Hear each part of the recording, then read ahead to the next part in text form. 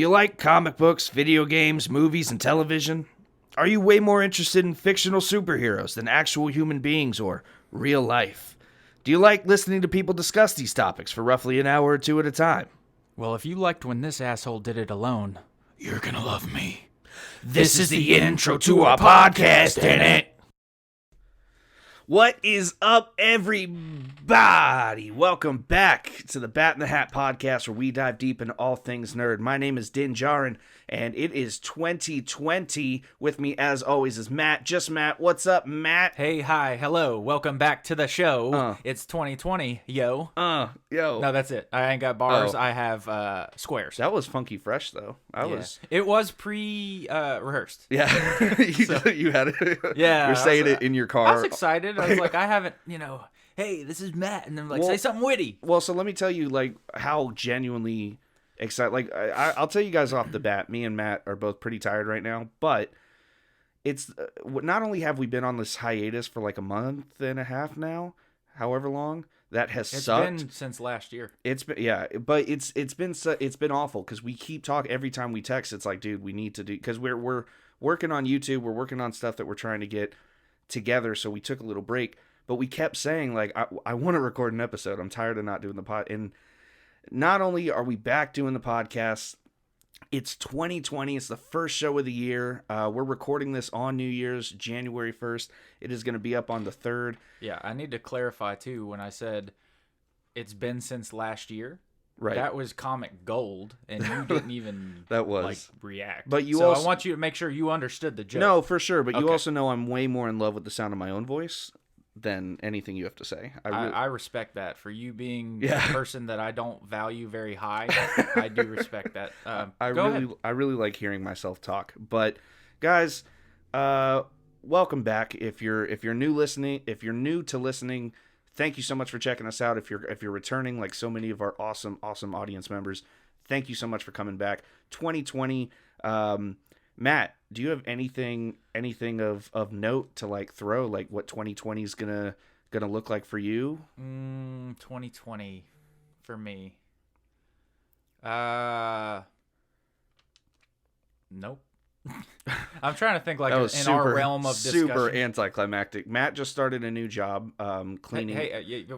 Shh. He just started a new job cleaning the booths. What do they call them at the Spank clubs? Restrooms? Yes, the restrooms, the porta potties, because it's an outdoor strip club and it is the scene you're building in my mind. I thought it was like an old Western tavern. Like, so the outhouses have like the moon cut in the door, you know what I'm talking about? Remember that episode of The Office, when they stayed at Dwight's house and they heard the flapping and it had that was out there. Yeah, the outhouse had that moon on it. Anyways, that moon is like a staple for outhouse doors. Like when I inevitably have an outhouse of my own, when I become so successful I can have an outhouse, right? It's gonna have the moon on the door. But 2020, what does that look like for me? What is that? What do you think that looks like for us, for the show? That's what I was trying to think in that realm.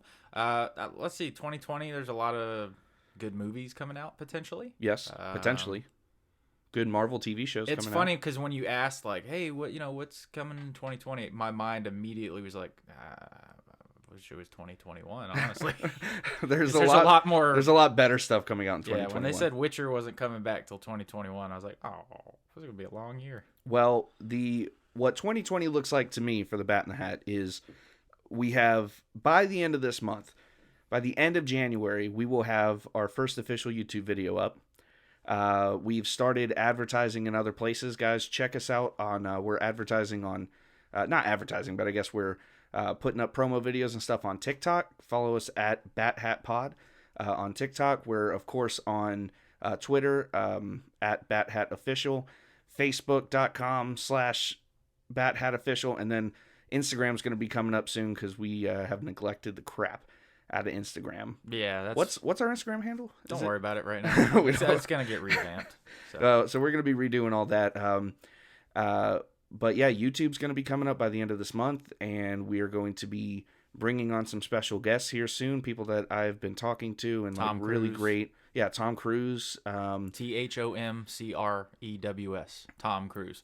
He's a guy I met like in Stark. Yeah, he's Terry Cruz's brother-in-law. Oh, no, he's definitely not. No. No.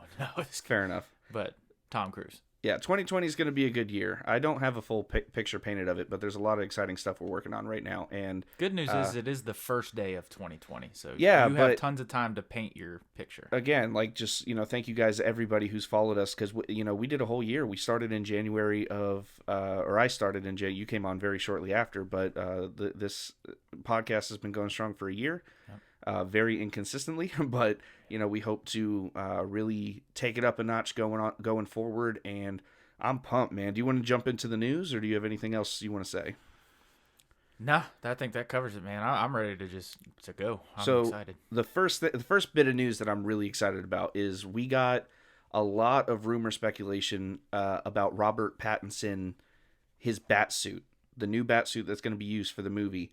Now, they start filming in about 2 weeks. As of today, I think it's like 2 weeks from now. They start filming Matt Reeves' The Batman, which is like super exciting because we're all dying to know what this movie's going to look like. We're painting these pictures in our head of what we think it's going to be like, and we have no idea. Yep, and once filming starts, inevitably shortly after, right, that's when we start getting set photos, which there was a really dope one that just dropped. Then but eventually somebody will snap one of them more in the suit. It's right. Gonna happen. Well, not only that, but because again, they kept Batfleck's suit under wraps for a while. Yeah, Snyder was the one that finally showed it until he decided he wanted to put it out, which was cool. Which was really cool. Showed it. So I think that they have that kind of stuff under control now. Mm-hmm. Almost guaranteed the thing what's going to be filmed when they start production is going to be everything that doesn't involve him being in the Batsuit for a while. Did you see that set photo I was talking about? No, I don't know. So you haven't. So maybe I have. It's a cathedral set. No, I haven't. And they're building it inside of it looks like a hangar. Yeah. But did you notice what was also in there? No. The Gotham City Zeppelins, like the blimps. Yeah, really? That's pretty cool. I mean, yeah, that's a big deal. That's pretty cool. So the reason I'm excited about this rumors for the Batsuit is because the leak was from a very well-known comic book artist, and it said that his design, and when I say it, a lot of you guys, your ears are going to perk up because you know who it is, but his design is kind of signature. And he technically has done 2 different versions of the Batsuit. His name is Lee Bermejo, and he was very famously the artist in Batman Damned at the beginning of 2019, who did the Batawang. He was the one who drew Batman's Ding Dong. But he also did a book called Batman Noel, which had a very signature Batman suit. Yep, I remember the bottom of the cowl coming down. Huge bat symbol that kind of morphed into the cape, and he had kind of shoulder flares like the Thomas Wayne Batman. Now, will it be exactly like that? Probably not. But it is said to be modeled after that, inspired, rumored wise. And he was the one who posted a sketch that he was doing because he was sketching up designs for WB, and he posted it on Instagram, and they immediately had him take it down. I don't think he meant for it to be like everybody immediately was like, "Oh, that's the Batsuit," but that's why they had him take it down. Yep. Because you never know, in a couple weeks we might find out, oh, that's exactly what the Batsuit looks like. Right. And I got to tell you, guys, look it up. If you're not familiar with the story Batman Noel, it's a pretty cool book. The Batsuit itself is very neat, and it was one of those unlockable skins in Arkham Knight that you could get. I was about to say, I spent a lot of time in Arkham Knight wearing the Noel suit. The Noel suit was really cool. So I'm really excited about that. I love Lee Bermejo stuff. I honestly, for the Noel suit for a young Batman, I think is really cool. And if someday he kind of graduated into the Batman Damned suit, that would be pretty neat, because I love the artwork in Batman Damned. I thought it was a really insanely cool, just gritty visual of Batman, and I think it'd be really neat. But yeah, the Batman starts filming in 2 weeks. Matt, did you ever watch the Avatar: The Last Airbender? You ever watch that show? Or was that Is that the one with the kid with the blue arrow? Yeah. No, I've never heard of it. Okay, so for like me and my time going up through high school, and that was huge. That was a really big, I guess middle school was definitely before high school, but like my group of friends, at least, that was a really big thing. And I love Avatar: The Last Oh, Airbender. all three of y'all really liked Avatar, huh? Yeah, yeah. Wow. The me and my two imaginary friends. Oh, that's sad. Well, so many people know that M. Night Shyamalan completely destroyed the live-action movie called The Last Airbender. I was about to ask you, is that the one that they attempted? It was kind of like Yeah. Dragon Ball. Like they And attempted a live action. He changed. That was awful. He did the unthinkable, the unforgivable, which is where he changed a lot of the lore and he changed the things that we loved about it for absolutely no reason. And they said, "Hey, fuck M. Night Shyamalan. We can do a live-action Netflix series, and it'll be pretty cool." That's the way to go nowadays. Yeah. Honestly, like it's like they figured out the formula. Hard Like, agree. let's make it a series. Yeah, you know what's interesting? Oh man, I don't want to waste time trying to remember something, but somebody just brought up a property like an IP that I had never thought of could be a series, and when they said it, I was like, oh gee, why? I don't know why I haven't thought of that. It'd be genius, but I can't remember it. But yeah, live action Avatar: The Last Airbender Netflix show is to begin filming also in early 2020, so probably around the same time the Batman. And I'm pretty pumped about that. I think that's going to be cool. Just because I was such a fan of it when I was younger. I remember, very oddly, I remember watching Avatar: The Last Airbender, and I was also binge watching Boy Meets World at the time, because I love Boy Meets World. Now you're speaking my language. Yeah, Boy Meets World is still on Disney Plus, by the way, kids, so go ahead and binge it. I could take it to Topanga. Sorry. Every time I listen to that song. Fine. The Mandalorian. Let's get into the Mandalorian a little bit because Okay. we got a couple pieces of news. One of which is that Darth Maul is rumored to be the main villain for the second season, and I think that the rumor comes from the guy who played Gus Fring. I can never remember his real name, but the guy who played Gus Fring, who was at the end of the Mandalorian, he cut himself out of the pod With the dark saber. with the whatever dark it's called. saber. Yeah. And we don't know that it is the dark saber, but heavy speculation. And isn't that the sword that has something to do with Darth Maul? And I don't remember what it is. That's beyond my lore knowledge. I was gonna say, isn't it what cut him in half? But it was Qui-Gon Jinn who cut him in half. It was ironically, I was hanging out with some friends that last night that are very deep in like the novel lore and all that of Star Right. Wars, and that's exactly what he said. He's when he saw that scene, he was like, "That's the dark saber, dude!" Like, and I could tell by the way he was reacting. I was like, if I actually knew the lore, like Right. that was a big deal. Like, I was like, "Oh, cool!" I just thought it looked awesome. Well, and I'm kind of regretting because I never got into Rebels or the Clone Wars. I hear those are because so good. When it came out, I thought, I was like, I'm too old for this. This is going to be a kid show. And then apparently it's very deep and it's a good, animated. But, when it came out, I was just at that age where I was like, this is for kids. And I never got into it. I wish I had, because apparently there's a lot of really great lore and history that even in the movies now, there's stuff that like you and me don't catch, but there's a lot of stuff to those shows that they kind of sprinkle in. Yep. But no, I think that it would be amazing, first of all, if Darth Maul was the antagonist for the second season, because they showed him at the end of Solo, and we never got any like inkling of what that was for or why. I just want Darth Maul. I'm glad you said that because it was a couple months ago I said the exact same thing. I was like, I don't know where they're going to go after the Skywalker saga ends. Right. Obviously, there'll be different movies, but Right. to be fair, they wouldn't have shown him at the end of Solo for no reason. Like, I feel like they're like, we have something on the back burner that we're going to probably try to build to later. Right. But let's just, let's Which do is some fan service Disney's now. MO, right? Like Yeah. Disney is just really good at doing that. Yeah. And then we almost forget about this thing, and then suddenly it pops back up into our lives when we stop thinking about it. And the timeline would make sense. I mean, according to where That's the exactly Mandalorian what I said. takes I said place. Solo couldn't have taken place too far before A New Hope, because he was a young Harrison Ford in A New Hope, He was pretty young. So a couple years maybe. The Mandalorian clearly takes place right after the fall of the Empire. Mm-hmm. So, and how long would you say the span of the original trilogy was? Just a few years, right? Right. Oh, yeah. Yeah, like between 4, A New 5, Hope 6. and Empire Strike, and Return of the Jedi. Oh, yeah, for sure. So not very long. So Darth Maul showing up in Solo and then not in any of the original trilogy, obviously, but he's got to be out there. Right. His demise did not come at the hands of. And I don't know how long the Maul race lives or whatever they're called, but Well, and I mean, I'm apparently, sure they live hundreds of he's a years. really big part of those shows. Oh yeah, You him know? and his brother, like and he's got two like main characters. metal legs or spider legs or something. I don't Yeah, know. because they acknowledge how he survived. Yeah, like yeah. I mean, I didn't think it was the half and half body removal. I thought it was Right. more the fall. I was like, that's a hell of a fall. Like, how did he live through that? You So, know what? You got to remember how far Luke fell when he dropped from Darth Vader. You remember when Luke fell in Empire after and he he lost hit his hand like a little. he hit that like the bottom like cool. I was like, oh shit, He's dead. he's alive. And then he crawls outside. He's just hanging there with one hand, and the Yeah. ship comes around and gets him. Whatever.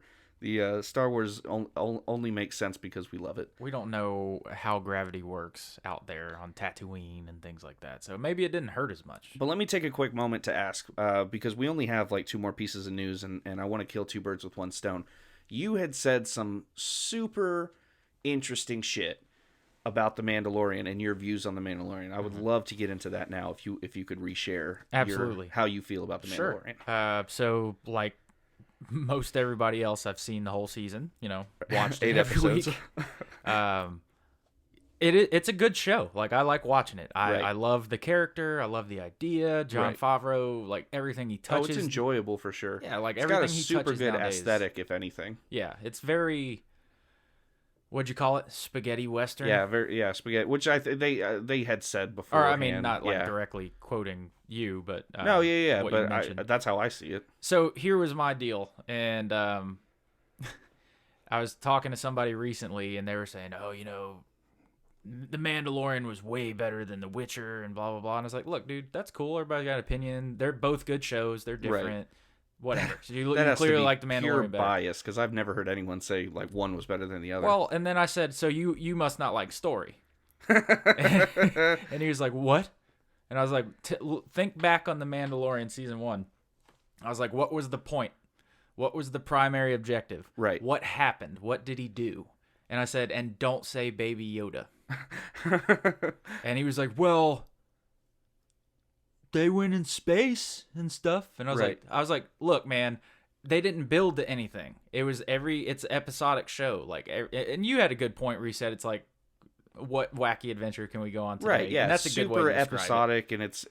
Yeah. I didn't even go into it thinking it was going to be that deep, Right. continuous storyline. My roommate's the one that really pointed it out to me. We were on like episode 5 or 6, and he said, "Are they all filler episodes?" Right, And I kind of started thinking about it. I was like, he's right. Like, they're not Right. really going anywhere. but here's my whole thought on that is yes, 100%, because like you brought up the space prison episode, and the even the second episode where the Jawas had taken apart his ship and he had to go, all that stuff. It was kind of filler in a way that it wasn't that continuous cliffhanger, but they were good. Like, you enjoyed every Oh, sure. episode. Yeah. Like, I think I get your point, but in no way do I think that makes it a bad show. Yeah, and that was the whole thing. I was like, please understand, I'm not saying it's bad. Right. I'm just saying it's different. Like, it's like, okay, I'll close with this because this is just talking in circles at this point. But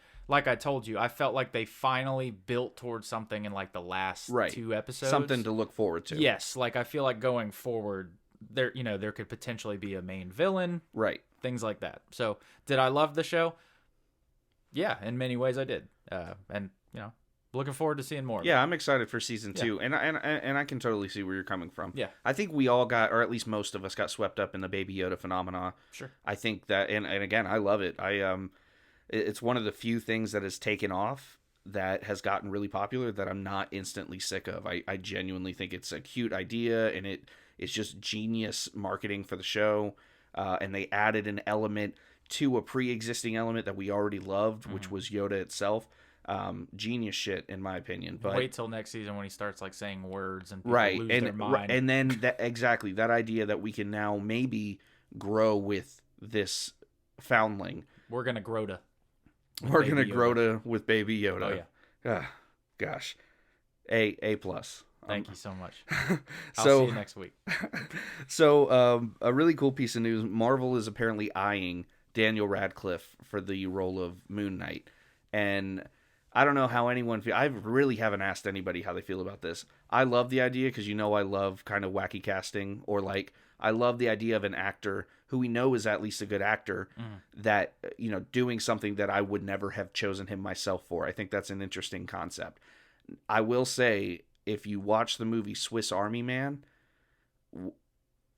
it makes you think he can do anything because it's genuinely just a bizarre movie. But him being this lifeless, basically a Swiss Army knife of a person that this guy has to carry around, both performances were so well, but it made you think like, oh my God, all right, Oscar, he can do anything. Well, he suffers from that same thing Pattinson does. Right. Pattinson, Twilight, Radcliffe, Harry Potter.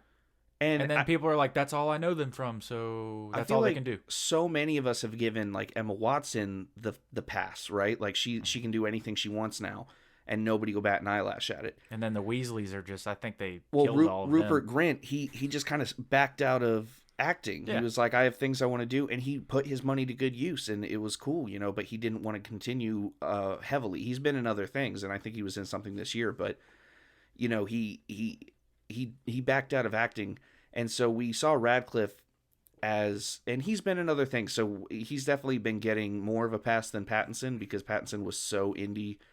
It was ridiculous. Like, everything he did was so indie. But, I think that I think it's an interesting concept. I'd like to see him put on muscle and try some stuff. What do you think? I was going to say, it's funny you said he's so indie, and then just recently I've realized how much stuff he's actually in. Right. So the new Nolan movie Tenet, right, he's in that. Right, but that's all recent stuff. Well, I mean, but it was filmed a while ago. Even The Lighthouse. So, well, yeah, that too, which apparently is like some huge phenomenon. Everyone says it's amazing. I haven't watched it There's yet. a Netflix movie called The King. He's Yes. in that also. And I was like, well, dude, this Is that a guy's in good all movie? kinds of- Did you watch The King? I haven't. It's long. I want to watch it so bad, but it's one of those like I need to have the time. I was gonna say, you know what sucks about stuff? Pattinson, I've noticed, because again, I did watch Good Time and Cosmopolis and some other stuff. He's in really good movies, but they're all movies you have to damn well be in the mood for and like dedicate the time for. Because even Lighthouse is a long movie. Yeah. And I started watching Lighthouse when I wasn't in a place where I could, because I was really eager. I was like, oh, I'm gonna start now. And I realized like 5 minutes in, I was like, I have to set aside time. I also have to already be depressed to start watching this movie. So anytime, really? Yeah, right. Yeah, anytime. Anytime in 2020, I'm ready. But no, and you guys know me. Everybody who listens, I'm always the optimistic, voice. But I'd be interested in seeing Radcliffe do some stuff. To piggyback off of your point you made a second ago, Right. One thing I learned is if Marvel in general cast somebody, you can never say they're not big enough, because they will be. Right. So and that was one of the things I naturally was like, and I was like, no. Well, after they did it with, I can't think of his name, but he's in like every funny movie recently. He was in Stuber. He's in the Eternals. The really funny the Indian guy? Yes. Kumail Nanjiani? Yes. So after they showed his transformation and what he looks like now, dude, did you that see was probably those pictures? the most drastic one. Those pictures were ridiculous. Like Chris Pratt Dude was is one shredded. thing. Like Chris Pratt was one thing because he was a fat guy.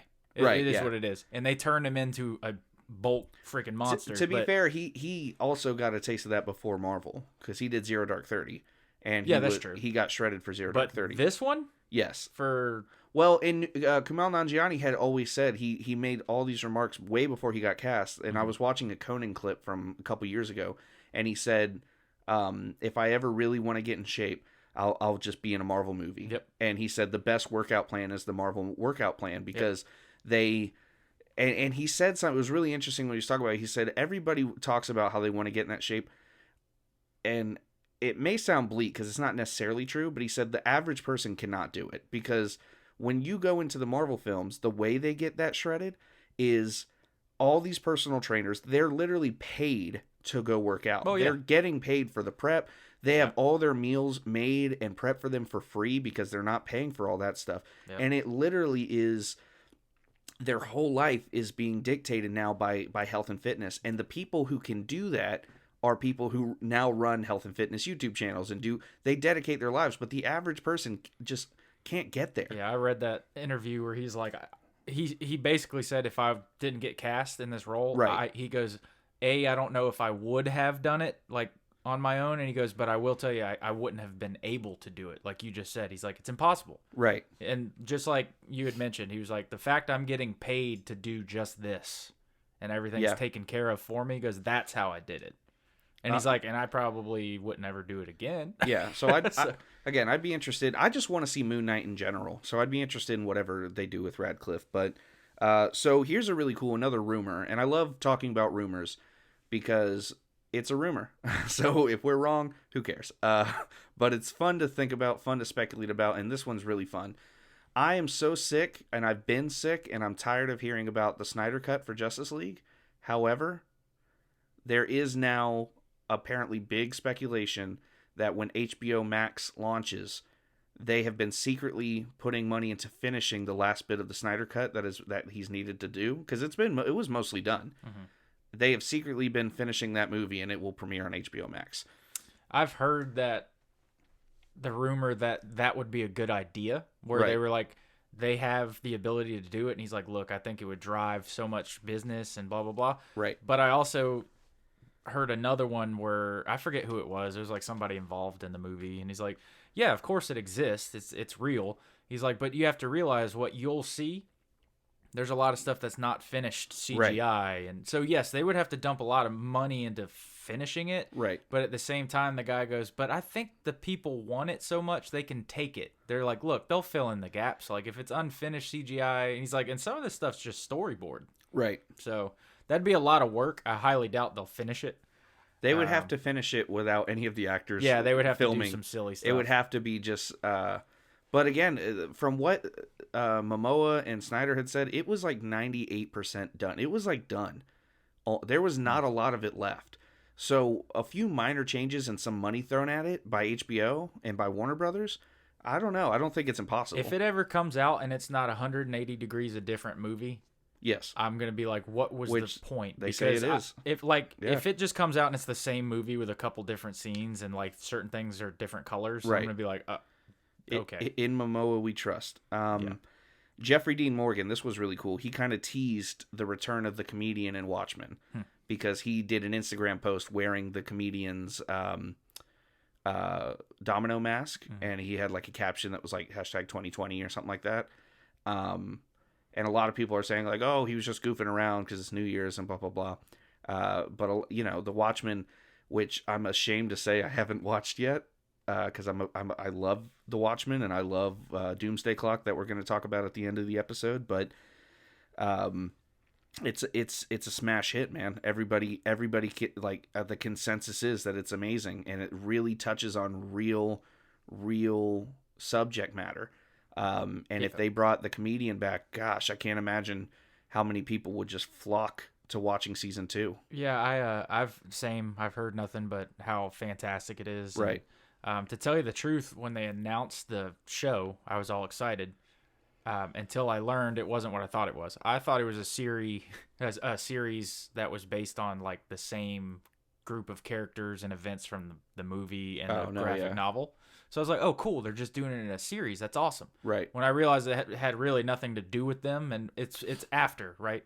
After the events. Yeah, for sure. It's after the events of. I lost all my interest in it. And let me tell you, I didn't because again, Doomsday Clock is a huge deal in DC right now. Yeah. And it's been a huge deal for the last year because it took so long, or almost 2 years, because it took so long for all 12 issues to come out. But we had the rumors before the show came out that it was to bridge the gap because when Doomsday Clock starts, it's decades after the end of Watchmen, right? So you still have some of these characters, but they're older. You're only really dealing with like 3 characters from the original Watchmen, and then there's some new characters added in. But the idea was the show, however many seasons it goes, because again, it was decades later, it's going to fill the gap between the Watchmen and Doomsday Clock. Yeah. And the idea was at the end of the Watchmen, Dr. Manhattan was like, this world isn't ready for a being like me, and he goes to the DC universe.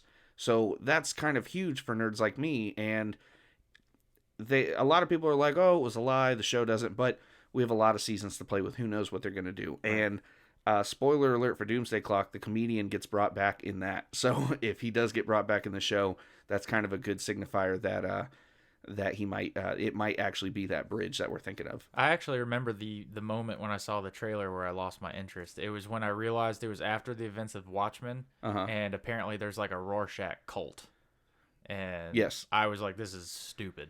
And now that's ignorant of me. That's dumb. I based it literally off of one trailer, and I was like, this is ridiculous. I bet it's really good. I lost a little bit of interest in the trailer because it looked really rinky-dink. I thought the production value was super low, which again was ignorant because I've also seen a few scenes from the show and it looks great. Yeah, that was probably completely by design. Yeah, they're just like, we want it to look this way. So. Yeah, and after listening to Damon Lindelof talk about the show and what he the research he did and the historical events that led him to accepting, because they started going to him years ago about this and he kept saying no. He said no 3 times over the course of almost 10 years.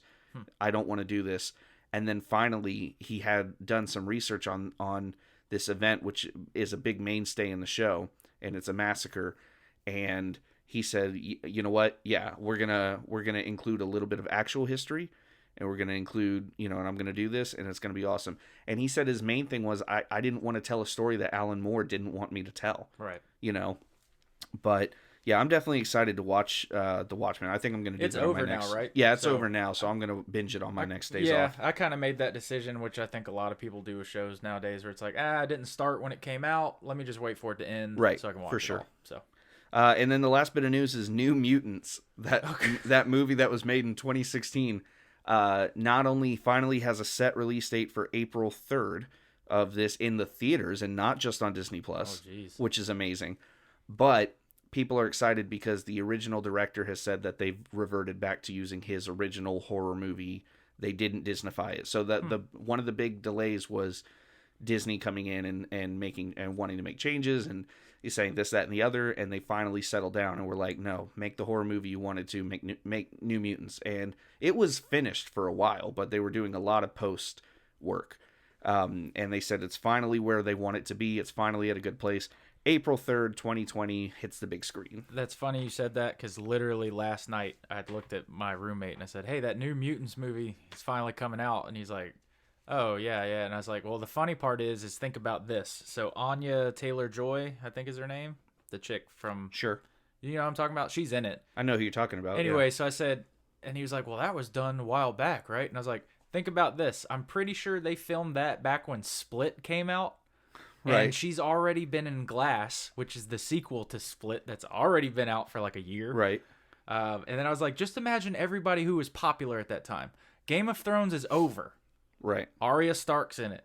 You have the older brother from Stranger Things is in it. I'm like, dude, like it's just funny like how long ago they did it, and they're probably gonna look super young. Right. Which is, I don't know. Just it's probably gonna be stupid. Good shit, though. So I disagree. This is the one X-Men related, and maybe it's because I've been getting so into the Dawn of X books that are going on right now, which again we're going to talk about at the end of the show. But I'm really excited now, and that purely, I can tell you 100% has to do with my exposure to the New Mutants comic book. Because I never read X-Men. I was never an X-Men fan. All my years of reading comics, I couldn't give a shit about X-Men. Until recently, now suddenly these new Dawn of X books are out, and they're really phenomenal, and I'm so into them, annoyingly, that I'm kind of clamoring for more of that. So I'm starting to get it, and that kind of was the same way with Daredevil. I'm a huge Daredevil fan now, and I love Chip Zdarsky's run on Daredevil. It's amazing. Every issue I get excited for. I wasn't that into him until the Netflix show came out. And then that changed my whole perception of that character. And I started reading some of the old Frank Miller Daredevil, and I started reading some of the really great pieces of history from that, and I fell in love with it. So I'm excited to see what it looks like, and maybe it'll surprise us, and New Mutants will be good. But that's all I got for news. But we do have a very interesting thing that we're gonna do today, because Matt has watched The Witcher. And you've also seen Star Wars, The Rise of Skywalker, and I have seen neither. And I feel I've missed my boat to watch Star Wars. I was going to go opening night, and I just kept missing my chance and missing it, and I was an idiot. And now I haven't seen it, and it's been 2 weeks since the movie's been out, and you can spoil everything for me. Are you sure you want to do this? You can This spoil, is a choice, you know. I am choosing that you can spoil everything for me. Now, The Witcher, I can tell you, I just didn't have any interest in watching, and I know but I never played the game. The only reason that right and wrong exist is because there have to be right people and there have to be wrong people, and in that instance, you were wrong. Well, I know. Everybody says it's amazing. God, everything I've heard about it is that it's just amazing. Like I said, it's from what I read, it's like a split. Like people love it, like fans of the series love it. Right. Fans of the series hate it. People who are not familiar with the characters love it. People who are not familiar with the characters hate it. I think it's just whatever. That's kind of interesting. I haven't heard a single bad thing about The Witcher. And I'll talk about it later, but sure. All right. So The Rise of Skywalker. I want to throw my guesses out there. I was gonna say, hit us with your predictions, guesses. Start with Rey's parents. Well, let me go ahead and say spoiler alert to anybody listening to this who hasn't seen The Rise of Skywalker. Mm-hmm. Turn back now. Or maybe skip ahead. I gotta tell you, as much as I hate movies being spoiled for me, I'm kind of excited that this is what's happening. Like, this is the first Star Wars movie since the new trilogy that I wasn't there opening night, and now all of a sudden it's been 2 weeks and I haven't seen the fucking movie, so now I just want information. Bro, you can probably just watch it online. Why don't you just queue it up real quick? Let's just watch it. Stand by, guys. We're gonna take a quick break. Well, you won't notice. Yeah, you it'll won't seem notice. like we're only gone for a second. I want to say Baby Yoda is in it. I want to say just Baby Yoda. Yeah, just Baby Yoda. And not his stepfather. As if they're related some way. I want to say I definitely think Yoda makes another Force Ghost appearance. I don't know why. I feel like it. I definitely think they had Luke make a Force Ghost appearance. Okay. In some way. And I want the rumor to be true. And this was, again, rumor before the movie came out. I want the rumor to be true that not only did we get Emperor Palpatine back, but Hayden Christensen reprised a Force Ghost appearance of Darth Vader. I would love for that to be true. Wow. Those are killer guesses. I can tell by your face that that's not at all what happened. But I haven't actually seen it. I think the Emperor was not alive. Whatever his carnation that was coming down in that chair, I don't think was the real. Carnation's a flower. Yeah, I don't, his incarnation, whatever. Carnation instant breakfast, but the Kim Carnation. Yeah, I think he wasn't alive. Ben Kenobi is Rey's brother. She's not a Skywalker, regardless of how the title of the movie makes you feel. And I think that she is a Kenobi as well. And I think that they find out that Finn is Rey's father. No, Finn is also a Jedi. I think Finn has the Force at least. You've hit like one of your 10. So really? Fuck. Actually, no, you haven't hit any of them. Fuck. None of those are right? Well, I don't remember what you're saying. I wasn't really listening. Fair enough. Give me some spoilers, man. All right, so first of all, I'm not running through the whole movie scene by scene. Fuck. I will go. No, you have to watch it. I'm not going to just dictate it to you. This is not an audio book. That's fine, but this is literally the spoiler section, so just give me I'll give you every single spoiler. Things. And I'll give you things that aren't necessarily spoilers, but they were big parts of the movie. Go for it. I'm so excited right now. Okay, so full disclaimer, guys. We just spent the last hour and change where Matt said, I'm not going to give you a scene by scene, and then gave me an exact scene by scene of The Rise of Skywalker. And let me tell you, I feel like I've seen this fucking movie. It was a lot to take in. We're cutting it because as much as we wanted to do spoilers, we felt like that was a lot of spoiler. So what we're going to do instead is we're going to wait and when I see the movie super late, we're going to talk about it together because I feel like I really wanted to have input in a lot of these like the oh shit moments he described to me and vivid detail. I'm now mad that I haven't seen it, like even more mad. I was ready. I accepted this was my choice. He gave me all the spoilers. But again, he gave me everything. So I feel like I need to see this movie because there were some scenes he was describing where I was like, fuck, I bet that looked amazing in the theater. So what we're going to do, Matt, is before we move on to the comic section, I just want to know honest opinion. Give me a rating and tell me how you felt about JJ coming back. Okay, so everything he just said is true. We started at, it was about 10 p.m. Eastern time. It is now 3:20 a.m. So we're using a little bit of movie magic here. It's been a while, you know. Yeah, that's Stained. Oh yeah. Anyways, I literally just described the whole movie to him, like if he was blind, and I was just narrating. Like he was. I it just was went like we off. were, I couldn't stop. It was like we were in the theater together, but he was leaning over and describing the scenes we're Yeah. watching. So my apologies to the people listening. Apologies to you, good sir. Apologies to myself. My rating of loved this movie. If I had to get, I'd give like The Force Awakens like an 8. Oh yeah, go through the movies. Tell me how you liked them. Oh, okay. And I promise I'll do that very shortly. Force Awakens, I'd give like a 8.5. Okay, me Again, too. I'm very partial to JJ, so Yeah. I like his style. Same. I think so we're let's on call the it 8.5. I we're on like the The same Force page Awakens there. a lot. Despite popular opinion, upon watching it again, I don't have that many problems with The Last Jedi. I Me either. kind of enjoy it, honestly. No, I do too. And I was telling somebody, the problem I have is that Rian Johnson spent an entire movie trying to spite J.J. Abrams. That's all he did. Everything J.J. set up, he spent an entire movie being like, but not really. And I didn't feel like it added much. It subtracted more than it added. Oh, But it was still a good movie. Okay, so you made me think of a good way to say this. On its own, The Last Jedi, Right. I like it. Okay. It's pretty cool. As a part of the trilogy. Yeah, no. Oh. On its own, I think it's okay. No, I know. Counter-wise, as a part of the trilogy. If you just it's- removed it and were Yeah. like, here's this movie. But as a part of the trilogy, you don't like it as much. Well, yeah, and here's what I'm going to counter that with. So that one I'd give like a 6. I was going to say 7. I'm on a 6 with it. You know what? I'll join you at 7. Yeah, I think because I 7's do fair like because it had some pretty good moments. I in just watched it again recently and I enjoyed it. it. Yeah, so. when Luke showed up and him Yeah. and Kylo squared off, that was dope. Anyways, here's what I'm going to end with. So I said Force Awakens was 8.5. I'd give Rise of Skywalker, to be fair, I had a great time watching it. I thought Right. it was awesome. I'm going to put it right up there with Force Awakens, but I'll call it like an 8. I think Okay. 8.5 is fair to give it a little more to Force Awakens. Right. So what you said about the whole second movie was spent spiting and like countering what was done. Right.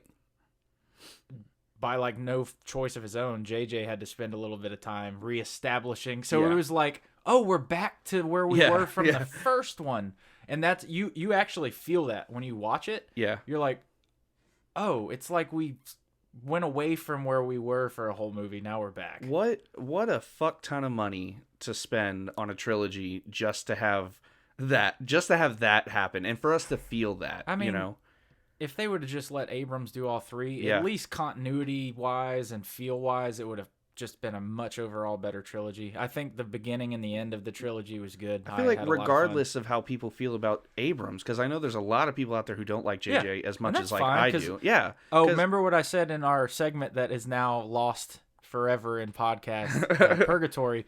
I said, JJ had the helm back immediately Right. when the Rise of Skywalker started. So yes, I know what Yes. you mean. A lot of people don't dig it. I love JJ Abrams. Yeah, me too. So yeah, 8.5, 7, 8. That's cool. I really can't wait to see it. There's just so many like scenes that you had described that I was like, fuck, I need to see this like on the big screen. And luckily, Matt knows we got this new big TV in the living room that it's honestly, I there are a lot of movies that you're like, I bet this would look amazing in theaters. You kind of, with this big ass TV we finally got, you kind of don't always get that. Hopefully I get to go see it in theaters. I want to see it this week. But it's not the worst thing in the world now if I have to wait for digital release because this TV is pretty awesome. But I'll drop one spoiler drop it. because I won't let people just go. Drop without. it. Drop the spoiler. Spoiler warning. All right, here we go. It's a big one. Go for it. Rey Uh-huh. has parents. Oh my There god. you go. Sorry about that. Dude, you didn't even tell me that in the Yeah. first run through. She does have a mother and a father. Like both? She has parents. She's part of lineage? She was born. That's crazy. Yep. So just let that marinate, guys, and thanks for playing. So we'll get back into the Rise of Skywalker after I get to see it. On the next segment of this poorly put together podcast That we also did 2 hours ago. I really want to get into the Comics Corner because some really awesome stuff has been happening in comics that I just wanted to touch on. So if you're a true comics fan, you'll definitely dig this. If you're not a true comics fan, shut the fuck up and listen anyways, because maybe you'll learn some stuff, you know? Tom King, who has turned into one of my favorite writers, his run on Batman has just ended. After 85 issues and 4 annuals, his run on Batman has ended, and it was a fantastic, fantastic run. Was it perfect? No. But his writing style is very, very contrary to the Batman writers of past. And I think that my biggest problem with him in the City of Bane and all the stuff that he did in his Batman run was his writing style lends more to binge reading. So when you're waiting every 2 weeks for a new issue, sometimes things can get lost in translation. And I'll give you a good example. He wrote a 12-issue maxi series called Mr. Miracle, and it was fantastic. It's honestly one of my favorite things in the world. I bought the trade is when I read it. I read it after it all come out, and I bought the trade. And then I went and sought out the actual issues, and I've assigned first issue, and I loved it that much that I sought out all 12 issues. And his writing style for Mr. Miracle, I could not imagine having read that for the first time, waiting every month for that maxi series to come out, because it's binge read kind of material. The same way some TV now is just better when you can binge it. There are details you may forget or things that don't really click as much. And that's definitely Tom King's writing style. But Batman, his end on Batman, we got to bring back Thomas Wayne from the Flashpoint universe. Or the Flashpoint timeline. We got a really connecting through 85 issues. It culminated in everything connecting. And I want to thank Mr. Tom King for that, for just an amazing run. James Tynion is set to pick up the Batman run at 86 for the current Rebirth universe. He's picking it up next week. I love that. You know, I love that dude. I know, yeah. Well, James Tynion is writing indie book right now called Something is Killing the Children, which is an amazing kind of horror style story, and it really kind of gets you because you didn't think that they'd go full gore. I think it's Dark Horse or maybe it's Image. Oh, it's an Image book, but it's really amazing and it's fantastic. Tynion has also been helping Scott Snyder, and I think I've talked about this on one of the other Comic Corner segments we've done in the last episode, but he's helped Scott Snyder through all the Justice League stuff, which has been amazing. He's also been writing Justice League Dark himself, and Tynion's just an amazing writer, and I'm really excited to see what he does. Now that Deathstroke has ended at issue 50, Deathstroke is going to become a main villain in what's now happening with Batman. So it's going to be a lot of really cool stuff, a lot of stuff that I'm excited for. But what I really want to talk about, other than slobbing that knob with Tom Garrett, I don't know why I said it like that. Okay, since you just threw me off there, I'm still going to call him James Tynion. And nobody can change that. That's fine. I will always call him James Tynion. I called him Tynion for a long time, and now I'm just a prick. Hey, Mr. T. I called him Mr. the Fourth at MegaCon.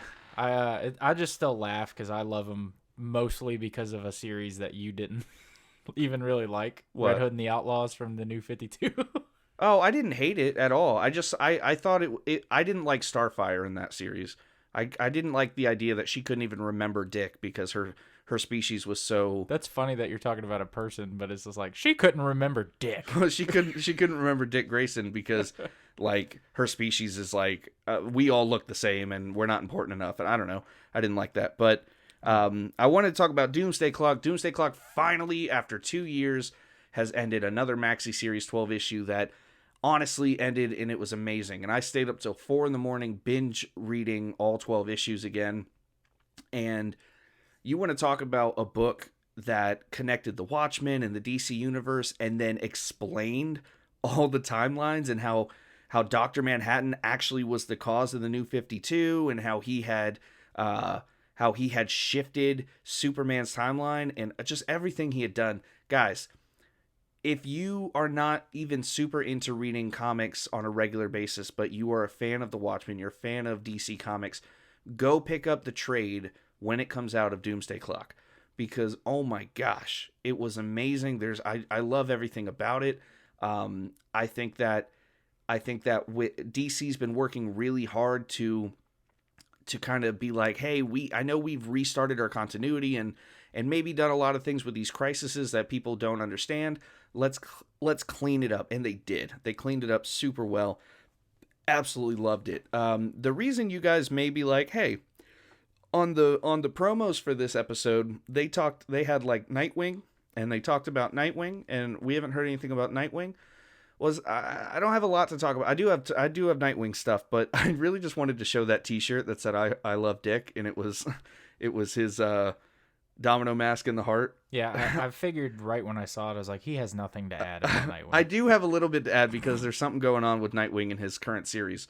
He is now officially, as you guys remember, he was shot in the head by the KG Beast, and he has lost his memory. He hasn't been Dick Grayson for the last 20 some odd issues. He's been Rick Grayson, because he's leaving behind all the Nightwing and Batman and all that stuff. But he now has been seduced by the Court of Owls, and he is now their Talon officially, which was a big part of the New 52 storyline when Scott Snyder was writing all that. The idea was, and they never really revisited it.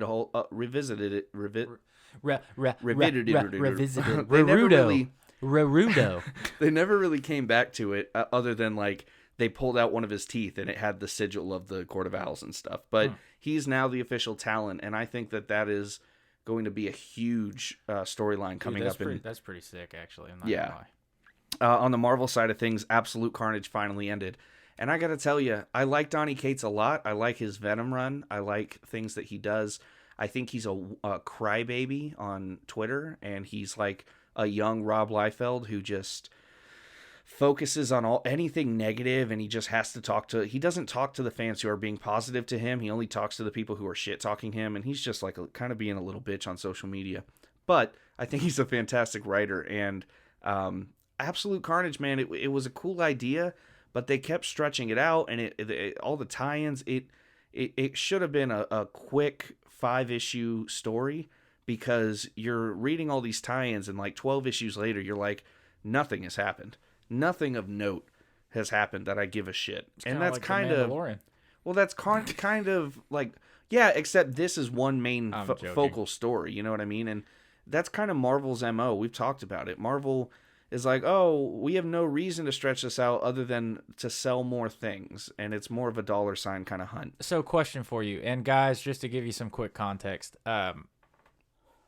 Steve, spoiler alert, that's my co-host first name. I don't know if you guys know that. Steve, how dare you? He is kind of what I am with film and shows and stuff. He reads the books as they are released. Yes.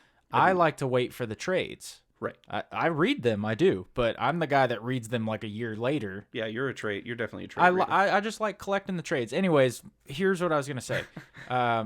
Is that one worth getting when it comes out? I would say yes. Because the concept, I've heard you talk about it many, many, many times, and the concept intrigues me. If you're a fan of the symbiote kind of relationships in Spider-Man, if you're a fan of Carnage, if you're a fan of Venom, yes. There were some moments, especially I think in the last issue, that I was like, holy fuck, and I was really excited about it. What I will say is they're probably going to do what is now kind of commonplace, where instead of there being one trade with all the tie-ins, they'll probably do a trade that's just the 6 issues, and then another like paperback that has all the tie-in issues. Okay. You know what I mean? Cool. So if you just read the 6 issues, you're much better off than I was reading all those tie-ins. Word. I'm absolutely convinced of that. If you guys just read the 6 main title Absolute Carnage books instead of Absolute Carnage Miles Morales and Absolute Carnage Deadpool and all that stuff that didn't add shit to the story. I swore you had an Absolute Carnage statue or something. No, I had a Oh, it's Well, I behind know, me. yeah, Yeah, I I know have the that poster, but poster. I think I'm thinking of your Red Death. Yes, the Red Death statue. Sorry, I just Squirrel. And then the last thing I want to talk about in the comics corner is the Dawn of X books, man. So let me run through this real quick. They had a 5-issue, was it 5 or 6? It was either 5 or 6, but it was called House of X Powers of 10, and it was all these books written by Jonathan Hickman that were kind of rebirthing the X-Men. That is going to come through so loud on this. I heard it reverberate in my headset.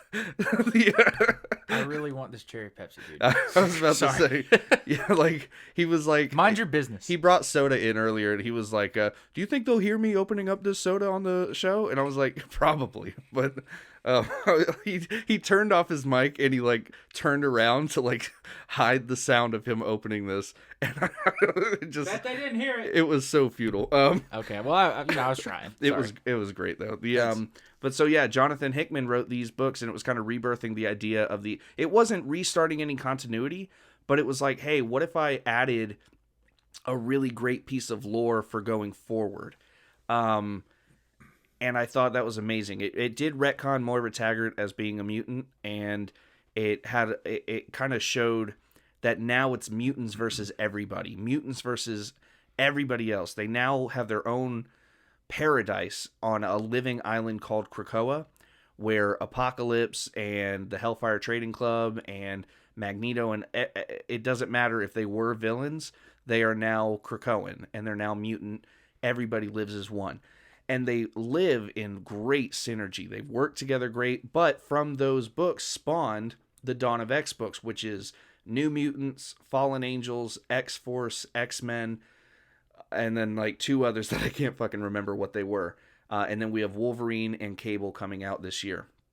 And the reason I wanted to talk about them is because every week I tell myself, like, I'm going to stop. It's too many books. It's 7 ongoing titles that I just can't keep. But then I read the issue, and guys, I was never an X-Men fan. I didn't care about the X-Men my whole life. Jonathan Hickman himself got me into this, and now the writers who are doing some of these other books in the Dawn of X series, they're so good. If there's any recommendation I want to give you guys right now, other than picking up Batman with Tynion's run, because he said it is, you can totally jump in there and you won't be lost. But if there's any recommendation I can give you guys to read, the House of X Powers of 10 trade has just come out, and it's all in one trade, so it's like 12 issues in one. Read it, make a decision. If you wanted to kind of backtrack and pick up where all the Dawn of X stuff is, it's so good, guys. Writing-wise, Jonathan Hickman gets these characters. He's added mystery and suspense, and it keeps you on the edge every time you read an issue, and I couldn't say enough good things about it. So that's my recommendation for this Comics Corner, is to go and read the Dawn of X books. And then the only thing left is to talk about this week on Wednesday, when we're recording this, actually.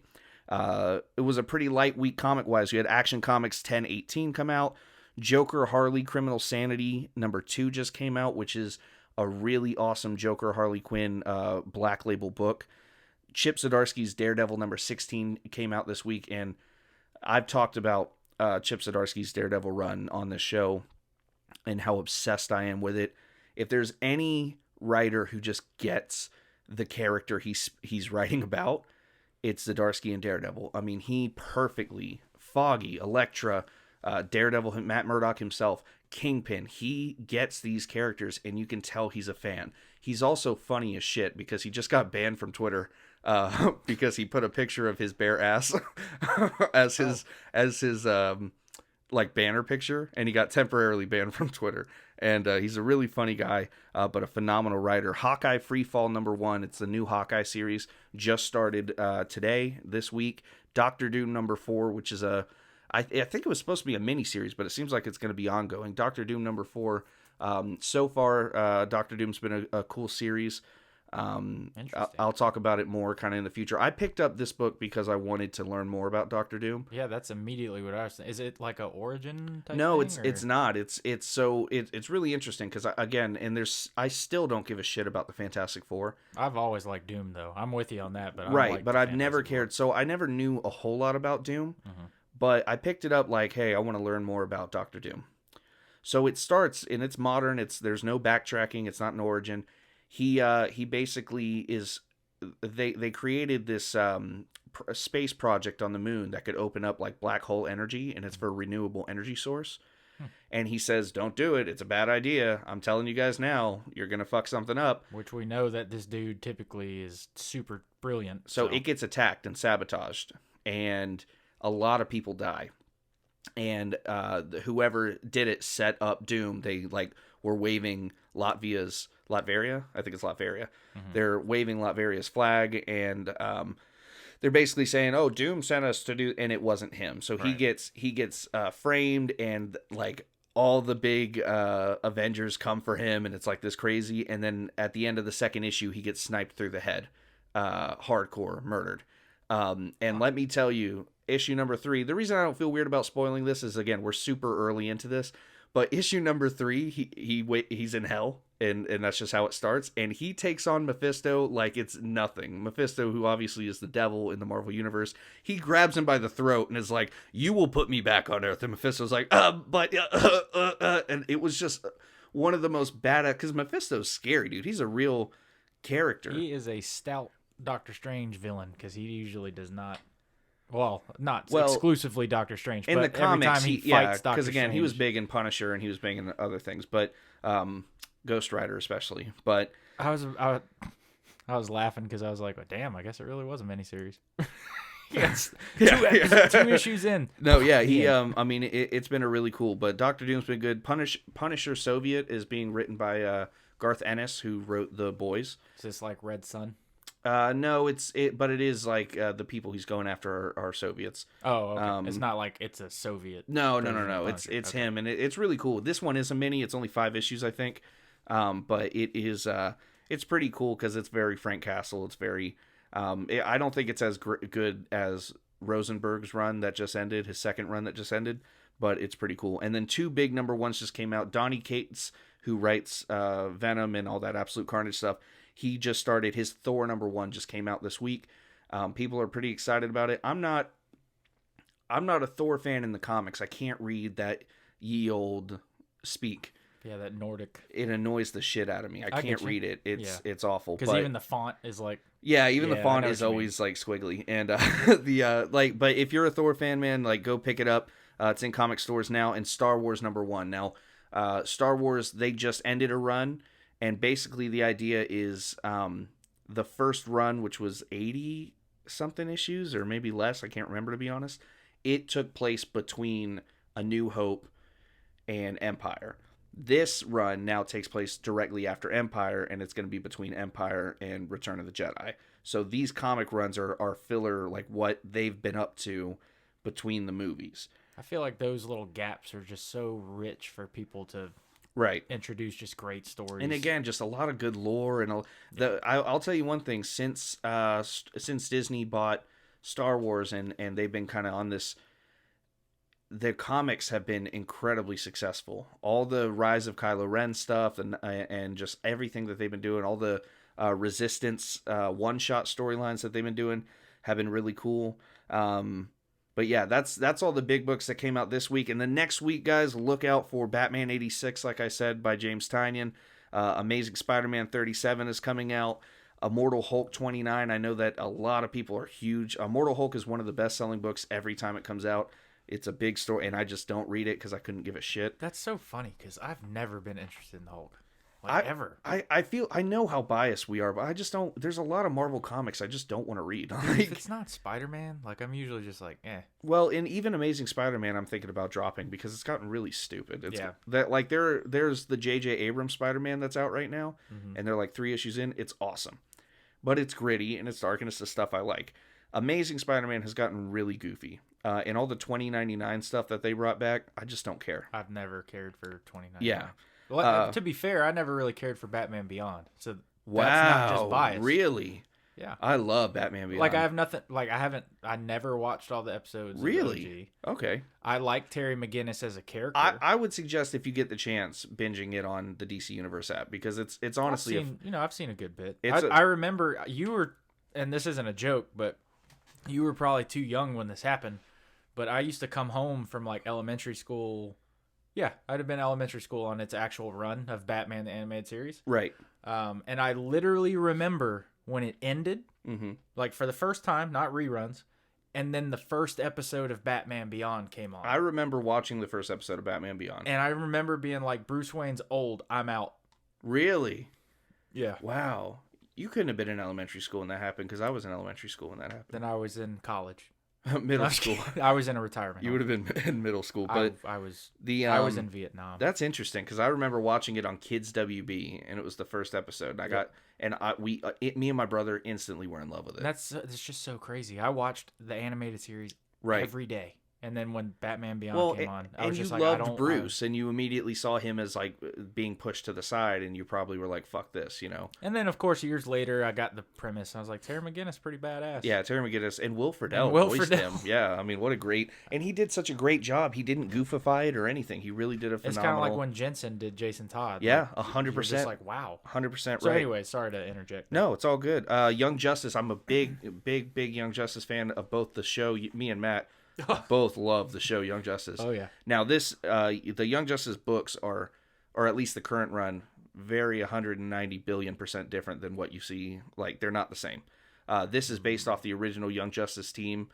It is still very good and it's a lot of fun. This is what I like about books like Young Justice. It's part of their DC's Wonder Comics line. It's a nice reprieve because DC is known for being very heavy and very kind of dark and gritty. But what the Wonder Comics line does is it's not goofy. There's still a lot of like good subject matter, but it's a lighter tone. And if you're like me and Marvel doesn't make that reprieve for you, then this is a good, you know what I mean? Like some people could be like, well, just read Marvel, but it's not the same. I really enjoy what they do with some of these books because it's still the characters I want to read about, just in a slightly lighter tone and maybe a little more fun of an adventure. Venom 22 comes out next week, which is the official start of the new Venom Island. I guess I didn't read the original Spider Island, but that was a big thing with Carnage and other stuff that happened. But Venom Island starts with number 22 next week, comes out on the 8th. Dollhouse Family number 3. Let me tell you about these books. DC has a line called the Hill House books, and they are a line of Joe Hill's horror books. So Joe Hill writes like 5 of these books, and they're all horror inspired. And Basket Full of Heads and The Dollhouse Family are 2 that I'm reading, and Daphne Byrne comes out I think next week as well. But they're all nothing superhero, nothing like powered. It's just these, hey, they're creepy and they can get bloody or they can get, fucked up, and I really enjoy them. So if you're a horror fan, go pick up Dollhouse Family. Again, Basket Full of Heads, Daphne Byrne, some of those are really great. James Tynion, like I said, is doing Something is Killing the Children, which is another kind of dark horror book, and I love that kind of stuff. Marvel's X number 1 is coming out. I think it's a one-shot, but I'm not totally sure. It's continuing off of Alex Ross Marvels from back in the day, from a couple years ago. And if you remember, that was a really phenomenal book about a reporter who was going around New York City and witnessing some of these historic events taking place, like with his own eyes. And Alex Ross, who does these amazing, he doesn't draw, he paints every panel, every page, and they're really fantastic. And also check Alex Ross on Instagram. You can see a lot of his work. Really fantastic stuff. And then the last books that are coming out next week are more of the Dawn of X, New Mutants number, I think, I didn't write them down, but I think they're all number 4 or 5. New Mutants, X-Force, and Excalibur. So those are all coming out next week. But guys, the reason we do this Comics Corner is not only to talk about what's going on in comics, but to really inspire you. If there's some, we need your help now more than ever to continue to keep comics alive. When the day comes that we just have movies and TV and watchable media, it's going to be a real shame, because all of the great things that you love about these characters, they came from these books. And a lot of the old stories, sure, they're hard to read. They're kind of outdated and they don't age well. But we're in the renaissance of comic book writers right now. Again, Tom King, Donny Cates, James Tynion, Scott Snyder, Jeff Johns. Like, these guys are writing amazing, amazing stories that you can connect with, just like you can connect with a serious novel. I just urge you guys to head to your local comic shop and show them your support. And if there's books that we talk about here on the show that you're like, oh, let me check that out, and you end up picking it up, please send us a DM or shout us out on one of our social media pages.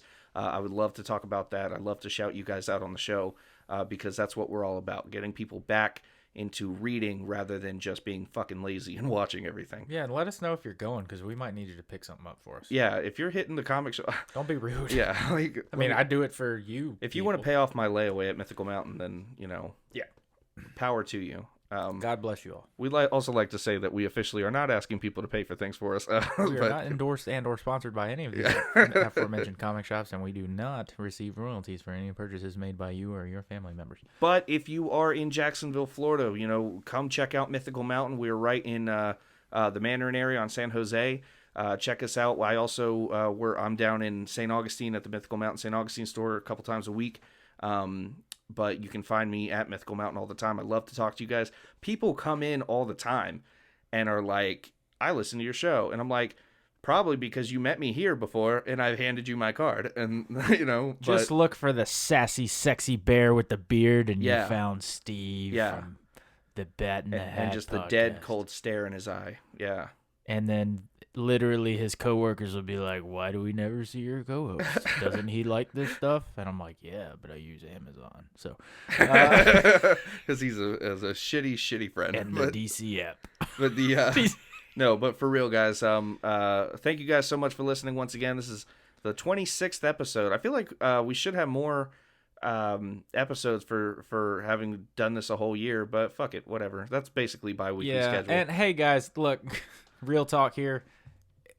We, especially me, I had to transition back into this, so I apologize. I totally butchered my plans about Star Wars and stuff. But and what's fucked up about that is you are the favorite. People talk about you all the time, and I'm like, all right, fuck you guys. Yeah, no, I'm just overall, just generally and specifically much better than you are in every way possible. But I feel that, guys. What I will promise, this is a commitment to you. Nothing will get better from me. And so this is what you should expect. Yeah. So right at the end of the show, again, I said it at the beginning, YouTube channel is going to be up by the end. We already have all these podcast episodes on YouTube. So if you guys are listening through YouTube, thank you so much. But our first video will be up by the end of January. Again, if you guys were tired of hearing us, just wait till you see us. Yeah. Oh, God, we're so ugly. We're probably going to lose a lot of people. Well, we might gain a few. Oh, I doubt it. Yeah, I'm excited. But check us out on TikTok. I make really weird videos when I'm bored. It's at Bat Hat Pod. Check us out on Twitter at Bat Hat Official. I'm gonna need that login. Huh? No, I need that login. Don't worry about that. And then go check us out on Facebook. Obviously, Facebook.com/The Bat and Hat.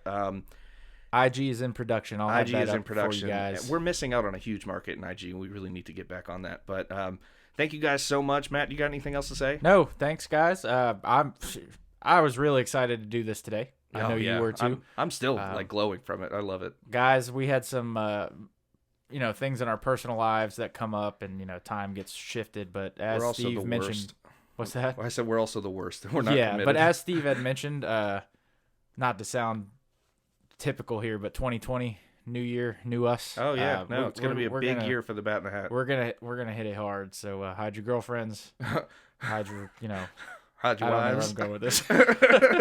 All right, but no, man. Thanks everybody. Thank you guys so much. Good night, Matt's mom. Good night.